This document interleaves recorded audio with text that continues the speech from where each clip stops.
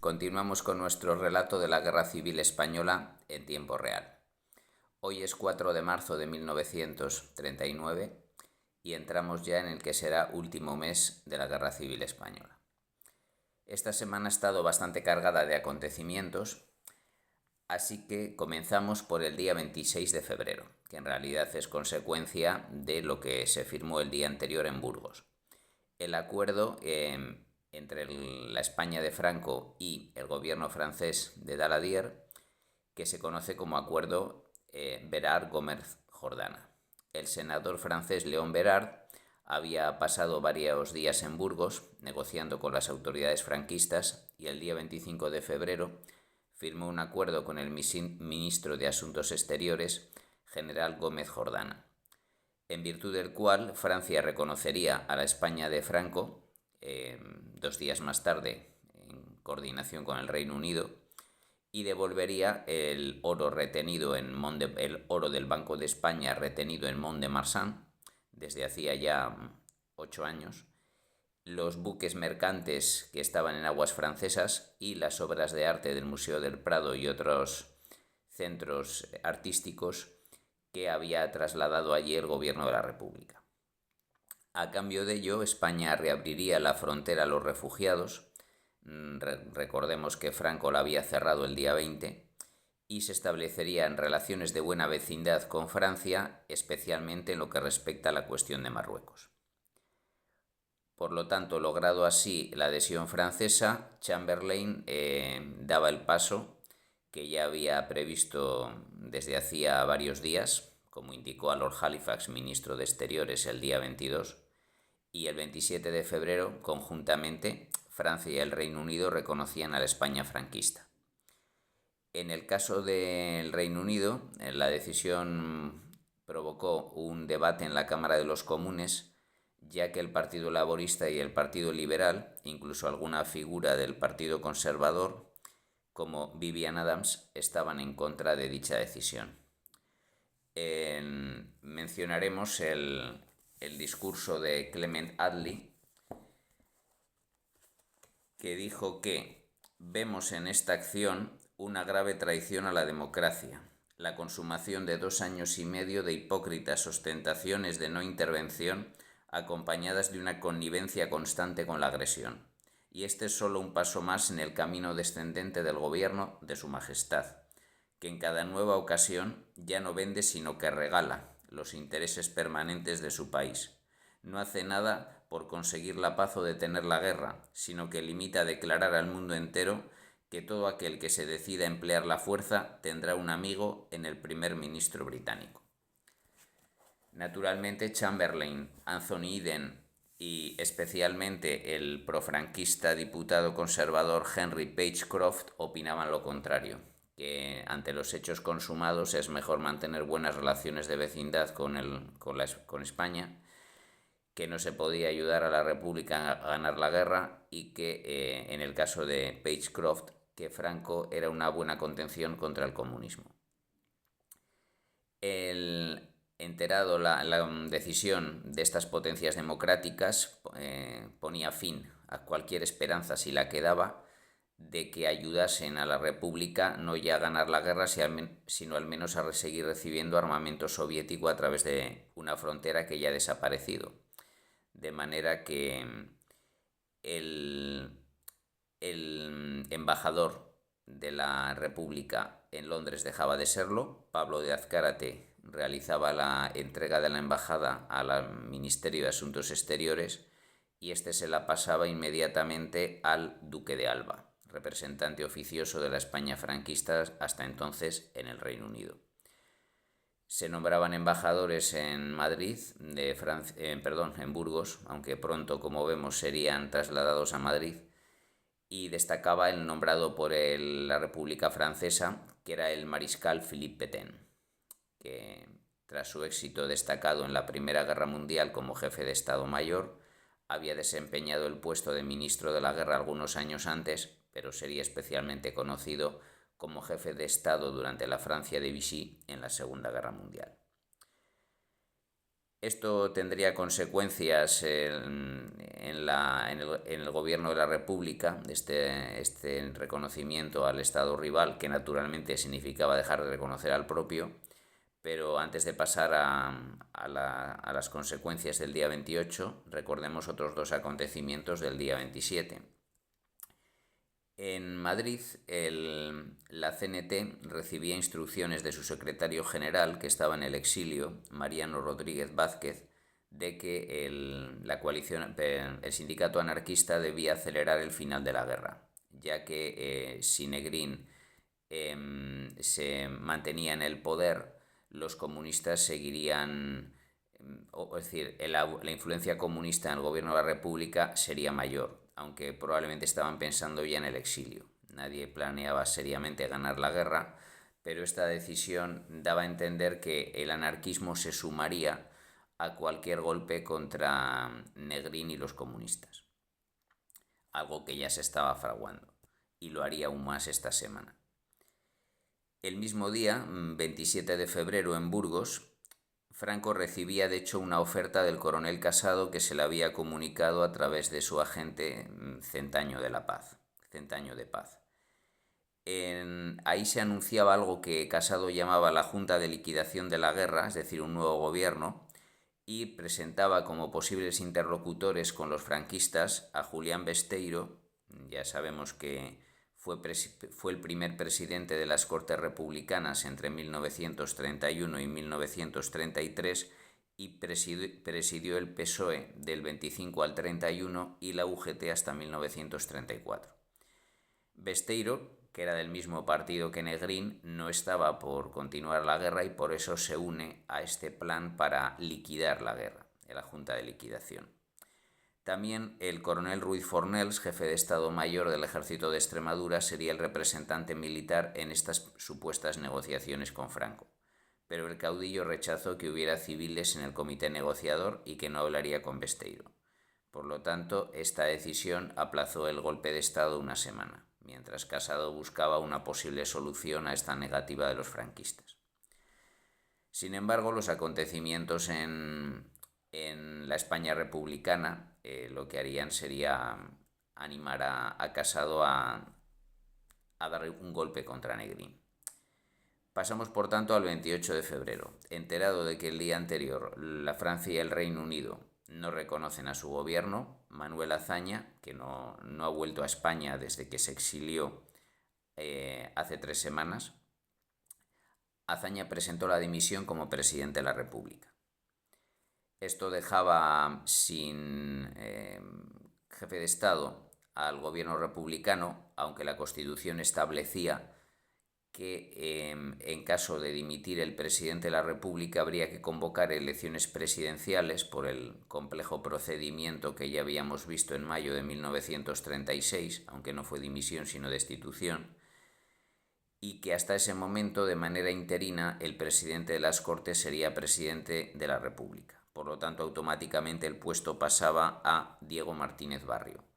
Sin embargo, sería la Diputación Permanente de las Cortes quien lo confirmaría el 3 de marzo.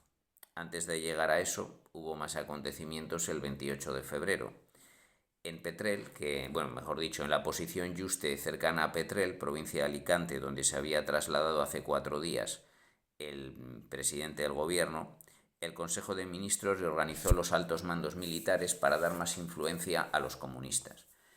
Es ya consciente de que algunos mandos como Casado, Matallana, tal vez incluso Miaja, y que la mayor parte de las fuerzas políticas, incluidos miembros de su partido, van a tratar de derrocarle para negociar la paz con Franco, decide apartar a Matallana y Casado de los puestos de jefe de ejército para darles puestos más simbólicos. Es decir, Matallana pasaría a ser nombrado jefe del Estado Mayor Central y Casado, al que se compensaría con un ascenso a general, sería puesto al frente del Estado Mayor del Ejército.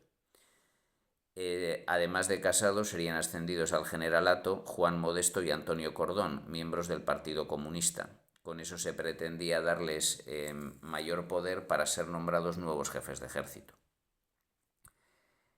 El día 2 de marzo, es decir, 2 días después de estos acontecimientos, se presenta en la posición Yuste de Petrer los mencionados Casado y Matallana, a los que Negrín había convocado la víspera. Allí les comunica sus nuevos ascensos, pero también dice eso, que va a haber una reorganización militar en cuanto a los mandos de ejército.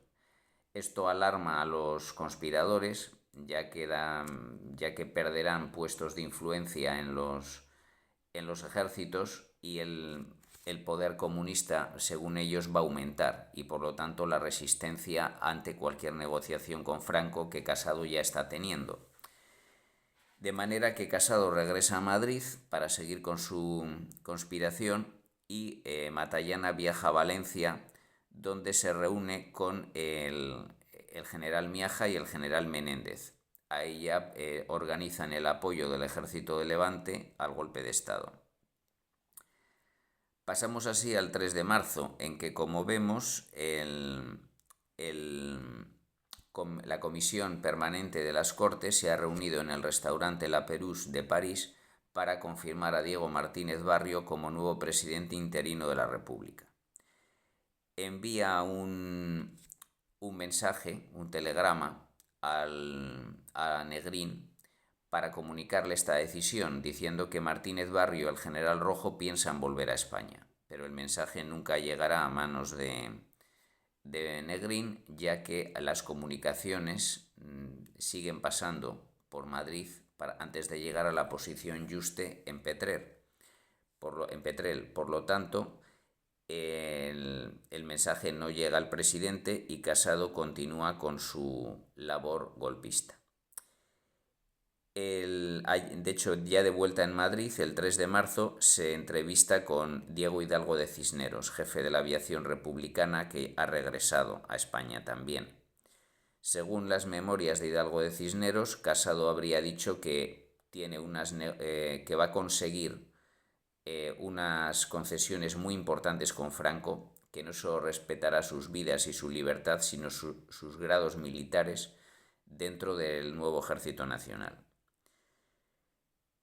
Es el mismo día en que ya en la posición Yuste, Negrín toma más medidas para asumir el control del ejército, y los 4 ejércitos del grupo de ejércitos de la región central, Levante, Centro, Extremadura y Andalucía, pasan a control directo del Ministerio de Defensa. Por lo tanto, se los arrebata a Miaja y a sus jefes de ejército.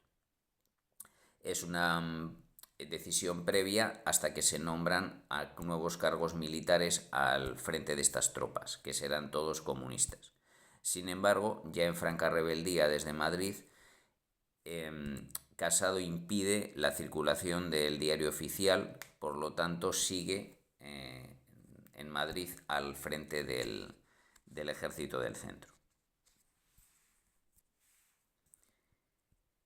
Ante esta situación, el 4 de marzo, Negrín vuelve a convocar en Petrel, en la posición Yuste, a Miaja, a Matallana y a los 4 jefes de ejército, pero no se presenta ninguno, temiendo ser detenido.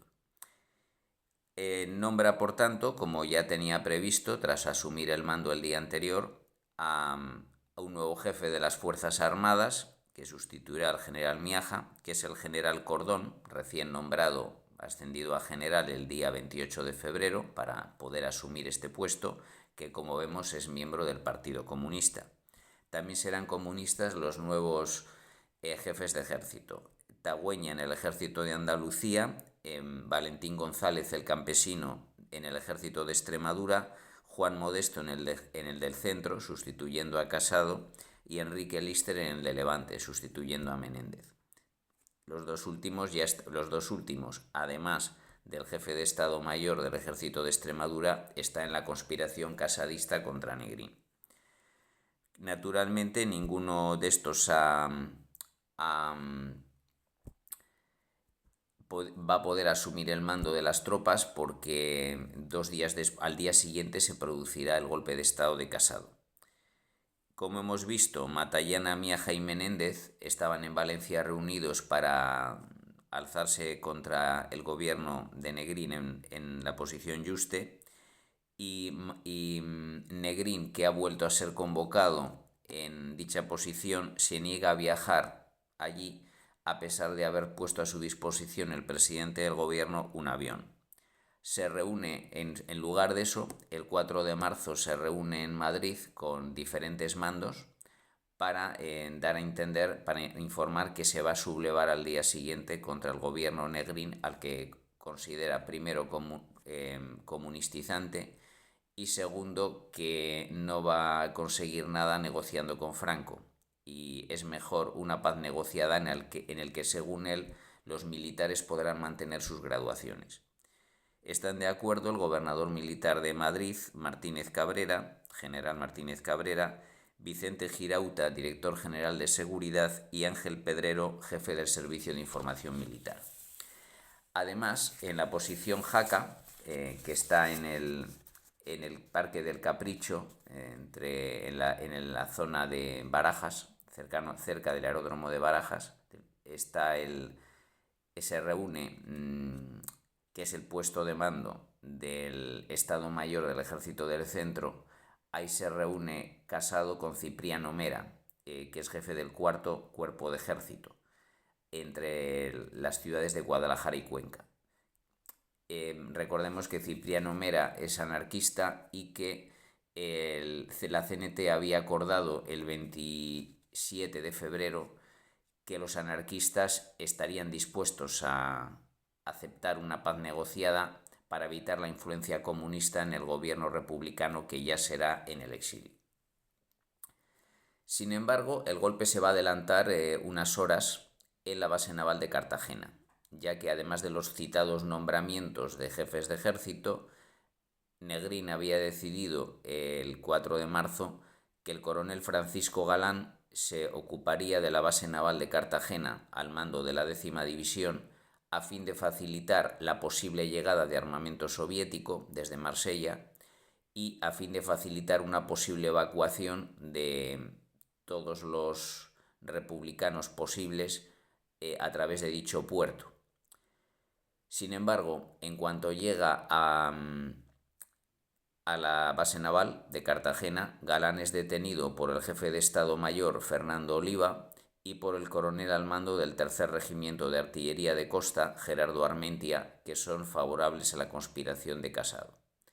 Sin embargo, como veremos, esta conspiración se les irá de las manos en las horas siguientes, ya que un simpatizante de los franquistas se asumirá el mando de dicha sublevación, de manera que la sublevación de Cartagena la noche del 4 al 5 de marzo pasa de ser casadista a ser franquista, lo cual tendrá terribles consecuencias en dicha zona. Tenemos que dejar en este momento la conspiración de Casado, a la que quedan muy pocas horas para iniciarse, y habrá que esperar hasta la segunda semana de este junio de 2025 para que pueda continuar con el relato. No obstante, no dejo esta semana sin mencionar un acontecimiento que esta semana ha arrebatado al reconocimiento del Estado franquista por Francia y el Reino Unido la atención internacional, que es el nombramiento de un nuevo Papa, tras el fallecimiento en febrero pasado de Pío XI. El cónclave para elegir al nuevo Papa se celebró a partir del 1 de marzo en la Capilla Sixtina de Roma y fue una elección bastante rápida. Solo 3 votaciones y la tercera fue, al parecer, por petición del elegido en la segunda. Es decir, fue la votación más rápida del siglo XX. Eso sí, hubo solo 62 cardenales, casi todos europeos. Únicamente había 4 de Norteamérica, 2 de Latinoamérica y 1 de Siria. Además de los 55 europeos, 35 eran italianos, por lo tanto era bastante previsible que el elegido fuera un italiano. Eso sí, se dio la particularidad de que fue el primer italiano papa nacido en Roma desde el año 1670. Y hablamos de Eugenio Pacelli, que de hecho cuando fue elegido confirmado en la tercera votación el día 2 de marzo, cumplía exactamente ese día 63 años. Pacelli había sido el primer secretario de Estado del Vaticano al fundarse en 1929, y esto además hacía que fuera el primer secretario de Estado papa desde 1667, el primer camarlengo elegido papa desde 1878 y el primer miembro de la curia elegido papa desde 1831. Pasaba, por lo tanto, a ser el pontífice número 260, y recibiría la bendición Urbi et Orbi, mejor dicho, daría la bendición Urbi et Orbi el 12 de marzo. La primera que fue transmitida por radio y la primera que fue filmada íntegramente. Pocas semanas después, el 1 de abril, Pío XII enviaría un telegrama de felicitación a Franco por su victoria en la Guerra Civil. Con esta noticia de carácter religioso, que coincide prácticamente con el desplome de la República, a la que aún le queda todavía un mes de presencia en tierras españolas, pues tenemos que dejarlo por esta semana. Así que muchas gracias por escucharme y hasta pronto.